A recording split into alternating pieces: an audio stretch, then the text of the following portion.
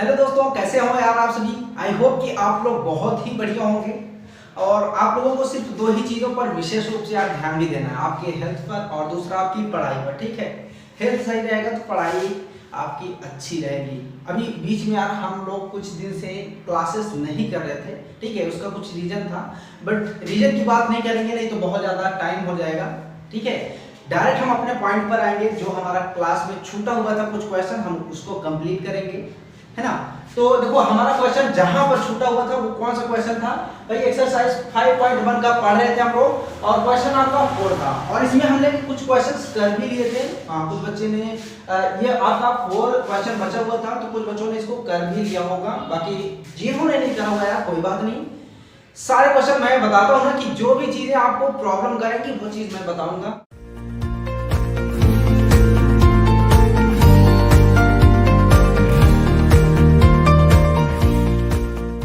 तो अब हम चलते हैं क्वेश्चन पर। तो क्वेश्चन आपका था क्या?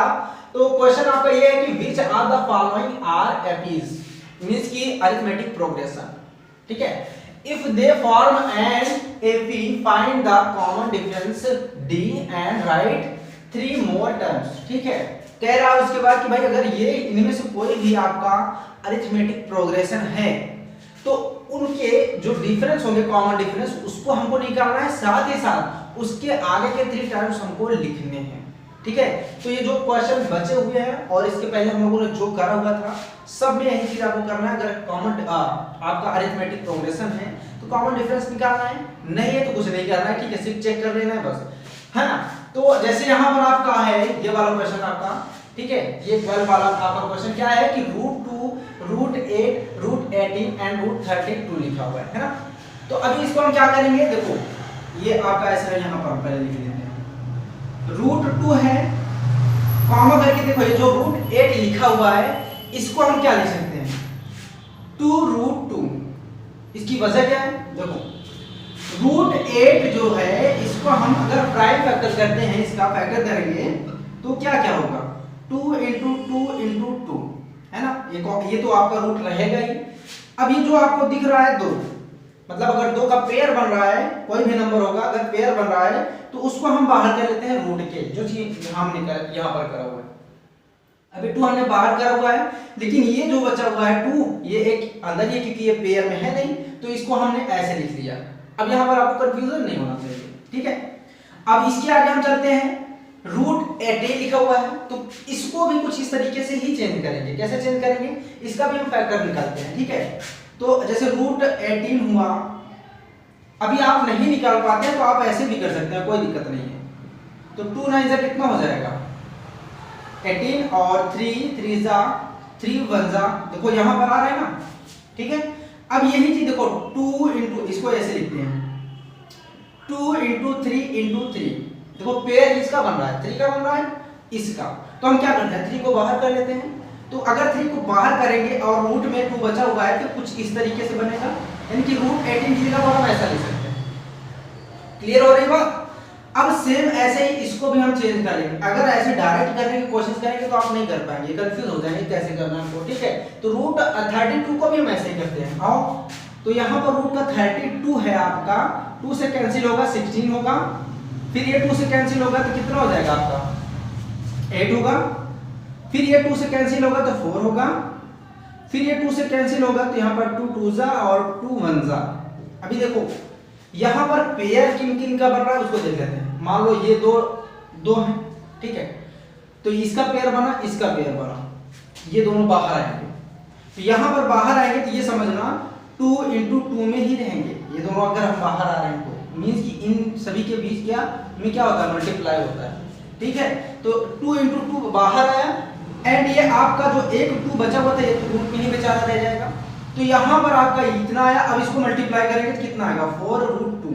वैसे भी आपको दिख रहा था कि भाई अगर यहाँ पर 2√2 है, 3√2 है तो ये अगला जो आएगा वो 4√2 ही होगा। बट हमको अरिथमेटिक प्रोग्रेशन चेक करना था, इसलिए जरूरी नहीं है कि यहाँ पर यही चीज आ जाती, इसीलिए हमको यहाँ पर निकालना पड़ा क्योंकि हमको चेक करना है ना। तो यहाँ पर अब क्या लिख देते हैं 4√2। अब देखो ये अभी हाँ क्वेश्चन सॉल्व नहीं हुआ है, क्वेश्चन तो अब सॉल्व हमको करना है। अभी हम यहाँ पर पहुंचे ही नहीं है, तो आगे अब हमको यही चेक करना है भाई ये अरिथमेटिक प्रोग्रेशन है, तो इसके लिए क्या करेंगे हम कॉमन डिफरेंस निकालेंगे। कॉमन डिफरेंस कैसे निकाला जाता है भाई, ये a1 है आपका, a2 है, a3 है, a4 है, मींस कि जो भी टर्म्स होता है उसका ऐसा नाम दिया जाता है। तो कॉमन डिफरेंस निकालने के लिए इसमें से a2 में से a1 माइनस करते हैं, a3 में से a2 को माइनस करते हैं, ठीक है, और a4 में से a3 को, और ऐसे ही आप मतलब ऐसे डिफरेंस निकाल सकते हैं।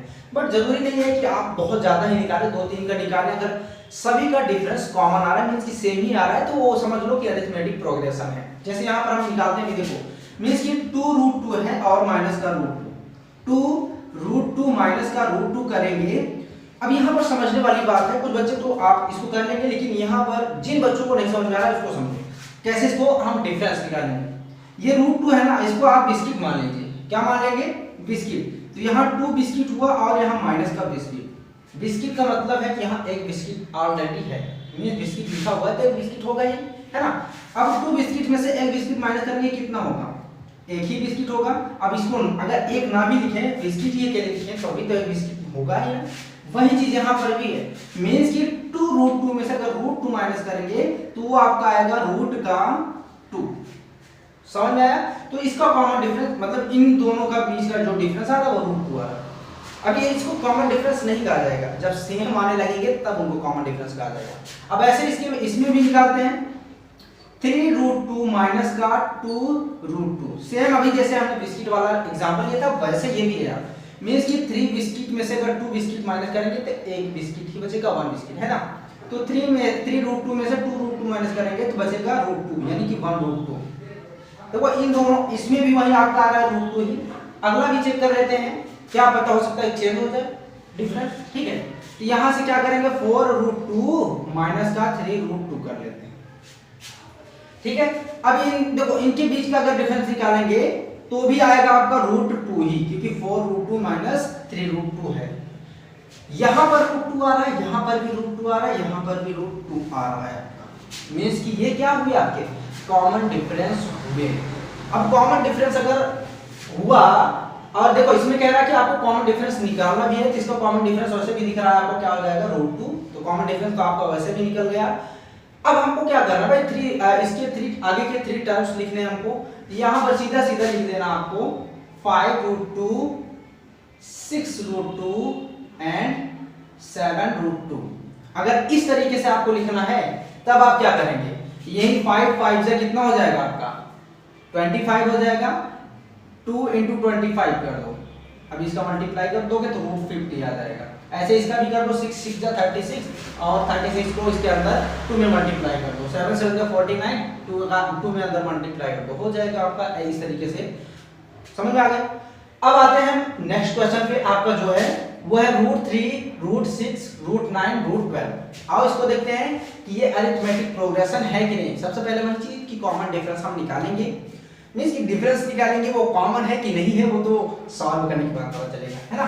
तो देखो अभी क्या करेंगे, इन दोनों के बीच का हम डिफरेंस निकालते हैं। जैसे √6 है माइनस का √3, अभी ऐसे तो निकलेगा नहीं, है ना। कैसे निकलेगा भाई, अगर रूट में कोई भी नंबर है अपोजिट है तो कहीं ना कहीं दिक्कत होती है डिफरेंस निकालने में। तो हम इसको √6 को हम ऐसे भी लिख सकते हैं, √3 × √2, ठीक है। अब ये डेसिमल में समझना, क्योंकि ये बहुत बच्चे हैं जो डेसिमल समझ लेते हैं। यहाँ पर इसको मल्टीप्लाई का भी साइन दिया जाता है, ऐसा है यार, मैं यहाँ पर मल्टीप्लाई ही कर देता हूँ नहीं तो कंफ्यूज हो जाओगे, ठीक है। यहाँ पर सभी बच्चों की बात नहीं कर रहा हूँ, कुछ बच्चों को होता है कि सभी चीजें पता होती है, कुछ बच्चों को होता है जिनको नहीं पता होती है। जिनको नहीं भी पता है कोई दिक्कत नहीं है यार, ठीक है, ऐसे भी कर लो कोई दिक्कत नहीं। तो यहाँ देखो √3 यहाँ पर भी है, √3 यहाँ पर भी, दोनों कॉमन है ना। तो √3 कॉमन करते हैं, बचेगा क्या आपका √2 माइनस का 1। ये इसका डिफरेंस आया इन दोनों के बीच का। अब ऐसे इनके बीच का निकालते हैं तो √9 माइनस का √6 हो जाएगा। √9 की जो वैल्यू होगी वो आएगी 3, क्या आएगी 3 माइनस का, अच्छा ऐसे भी कर सकते हैं हम लोग, √3 × √3 इसको लिख सकते हैं, √9 को 3 भी लिख सकते हैं इसकी वैल्यू, लेकिन हम ऐसे भी लिख देंगे, कोई दिक्कत नहीं होगी। अब √3 × √2 हो गया। अब देखो यहाँ पर √3 दोनों में है तो √3 को हम कॉमन कर लेते हैं और बचेगा आपका क्या √3 माइनस √2। यहाँ पर समझने वाली बात है तो यहाँ पर जो डिफरेंस आ रहा है वो √3 और रूट इंटू मतलब कि ब्रैकेट में √2 - 1 आ रहा है, और यहाँ पर आपका आ रहा है √3 इन ब्रैकेट √3 - √2। देखो दोनों डिफरेंट आ रहे हैं आपस में, ठीक है। तो कॉमन कहाँ से हुए, और कॉमन अगर यही दो नहीं हो रहे हैं तो इसके आगे हमको निकालने की जरूरत ही नहीं है यार, ठीक है। अब निकालेंगे नहीं तो आगे का अरिथमेटिक प्रोग्रेशन या होगा ही नहीं, और अरिथमेटिक प्रोग्रेशन होगा नहीं तो आपको आगे के टर्म्स निकालने की जरूरत ही नहीं, निकाल भी नहीं पाएंगे। अगर अरिथमेटिक प्रोग्रेशन होता तभी हम निकाल पाते। ये बात क्लियर हुई, तो ये आपका क्वेश्चन सॉल्व हो गया। अब देखो आगे के जो दो क्वेश्चन बचे हुए हैं इनको भी हम करते हैं, थोड़ा सा इसको इरेज करते हैं। अब देखो जो ये आपका 14 वाला क्वेश्चन है इसको कैसे सॉल्व करते हैं। सबसे पहले ये देखो 1 का स्क्वायर है, 3 का स्क्वायर है, 5 का स्क्वायर है, 7 का स्क्वायर है, यानी कि जो भी अगर अरिथमेटिक प्रोग्रेशन होगा इसकी आगे का जो भी नंबर आएगा अगर होगा तो अरिथमेटिक प्रोग्रेशन वो भी स्क्वायर में ही होगा, है ना। तो पहले जो भी स्क्वायर में है नंबर उनको क्या करते हैं, स्क्वायर पूरा कर ही लेते हैं, सॉल्व ही कर लेते हैं। मींस कि अगर 1 का स्क्वायर करेंगे तो कितना आएगा, 1 आएगा। 3 का स्क्वायर करेंगे तो 6 आएगा, एंड 5 का करेंगे तो 25 आएगा, 7 करेंगे तो 49 आएगा, है ना। तो ये सारी चीजें जो भी है इनका हमने स्क्वायर की जो भी वैल्यू आती है उसको हम लिख दिया। सेम अभी हमको क्या करना है, कॉमन डिफरेंस निकालना है, ठीक है। तो क्या करेंगे भाई, 6 में से 1 माइनस करेंगे कितना हो जाएगा 5, 25 में से 6 माइनस करेंगे तो 19। इसके आगे वैसे भी आपको समझ में आ जा रहा है कि क्या करना है हमको, ठीक है भाई। कॉमन डिफरेंस नहीं है, कॉमन डिफरेंस नहीं है तो अरिथमेटिक प्रोग्रेशन होगा ही नहीं, हमको टर्म्स निकालने की जरूरत है भी नहीं, ठीक है। तो ये हो गया आपका क्वेश्चन। देखो बहुत ही इजी था, मैं सोच रहा था कि इसको मैं आपको दे दूं बट ये कुछ नया तरीके का लगा तो इसलिए मैंने बता दिया। हो सकता है किसी को प्रॉब्लम हो सकती थी, कुछ कंफ्यूजन कभी कभी हमको आता भी रहता है ना कहीं थोड़ी सी कंफ्यूजन हो जाती है जिसकी वजह से हम उस क्वेश्चन को सॉल्व नहीं कर पाते। बाद में यही होता है अरे यार इतना आसान क्वेश्चन हमने कर ही नहीं पाए, यहाँ गलती हो रही है हमसे, ठीक है। फिलहाल आगे चलते हैं। तो आगे का क्वेश्चन ये है कि भाई आपका 1 का देखो ऐसे ही है बट यहाँ पर 73 है। फिलहाल ये 73 आपके एनसीईआरटी की बुक में था, अगर ये कुछ और भी रहा होगा मुझे नहीं पता बट बाकी यहाँ था तो हमने ऐसे ही कर दिया है। आगे देखते हैं ये होता है कि नहीं अरिथमेटिक प्रोग्रेशन। पहले हम इसका क्या करते हैं, स्क्वायर कर लेते हैं। तो 1 का स्क्वायर होगा 1 ही, 5 5 जा कितना हो जाएगा 25, 7 7 जा हो जाएगा 49 और यहाँ 73 है और आगे ऐसे। तो देखो 25 में से अगर हम 1 माइनस करते हैं तो कितना आएगा, अगर आप अलग से भी ऐसे कर सकते हैं a2 माइनस a1 25 माइनस का 1 तो आएगा आपका 24, a3 माइनस a2 वो होगा आपका 49 एंड 25 इक्वल। अगर 9 में से 4 माइनस करेंगे तो 4 और 4 में से 2 माइनस करेंगे तो 2 हो जाएगा। हाँ यहाँ पर भी 24 आ रहा है। अब देखो दोनों जगह वही चीज आ रही है, एक बार हम और एक जगह चेक करके देख लेते हैं क्या वो चीज और भी जगह पर सेम आ रही है कि नहीं। तो जैसे यहाँ पर 73 है मींस की a4 माइनस a3, तो 73 माइनस का हम क्या करेंगे 49 और 13 में से 9 जाएगा तो 4 हो जाएगा, 6 में से 4 जाएगा तो 2 आ जाएगा। यहाँ पर भी 24, यहाँ पर भी 24, यहाँ पर भी 24 आ रहा है ना। तो क्या करेंगे भाई, अब देखो ये तो पता चल गया हमको ये अरिथमेटिक प्रोग्रेशन है। अब अरिथमेटिक प्रोग्रेशन है इसके लिए हम क्या करेंगे, हमको और भी कंडीशन दिया गया है कि कॉमन डिफरेंस निकालना है। जब हम चेक करते हैं तो खुद ही पता चल जाता है कॉमन डिफरेंस इसका क्या है, दिख रहा है 24। और हमको निकालना है 3 टर्म्स। 3 टर्म्स कैसे निकालेंगे, जो लास्ट वाला नंबर है आपका, लास्ट वाला टर्म है उसमें हम 24 ऐड कर देते हैं। मींस कि 7 3 में 24 ऐड करेंगे 4 3 7 7 2 9, तो जो एक टर्म आया वो आपका 97 होगा। उसके आगे वाला क्या होगा, उसमें भी 24 हम ऐड कर देते हैं। 7 4 कितना हो जाएगा 11, 9 2 11, 11 1 12, तो 121 हो जाएगा। तो यहाँ लिखते हैं 121। अब 121 में भी हम 24 ऐड कर देते हैं, ठीक है। 4 1 5 2 2 4 एंड यहाँ पर 1, तो ये आपका अगला आया जो आया वो आया आपका 145। तो ये आपका लास्ट वाला भी क्वेश्चन एंड हो गया इस पार्ट का, ठीक है। तो क्वेश्चन में अगर आपको मतलब इनमें से कोई भी क्वेश्चन या फिर पिछले एक्सरसाइज से जहां भी हम लोगों ने जो भी पढ़ा हुआ है कहीं पर भी यार कोई दिक्कत होती है तो जरूर आप कमेंट सेक्शन में लिखिएगा कि सर यहाँ पर हमको थोड़ी सी प्रॉब्लम हो रही है, या फिर जिस बहुत ज़्यादा भी प्रॉब्लम हो रही है तब भी आप बताइएगा, ऐसा नहीं कि छोटी सी, ठीक है। बाकी मैं जो भी पिछला हमने पढ़ा हुआ है ना उसका लिंक मैं डिस्क्रिप्शन में दे दूंगा। थोड़ा सा बिजली चली गई है बट कोई बात नहीं, तो मैं ये बता रहा था कि जो डिस्क्रिप्शन में सारी लिंक दे दूंगा, जो जो चीज़ें हम लोगों ने पीछे पढ़ा हुआ है, प्लेलिस्ट का ही लिंक मैं दे दूंगा, ठीक है। तो जहां पर भी आपको दिक्कत हो रही होगी तो जाकर के आप वीडियोस देख लेना। फिर भी नहीं समझ में आता तो मैंने बताया ना कि कमेंट सेक्शन में आप कमेंट कर दीजिएगा यहाँ नहीं समझ में आया। ओके, तो भैया आज की क्लास को हम यहीं पर एंड करेंगे, फिर मिलेंगे नेक्स्ट क्लास में नए क्वेश्चन के साथ। तब तक के लिए bye bye and take care.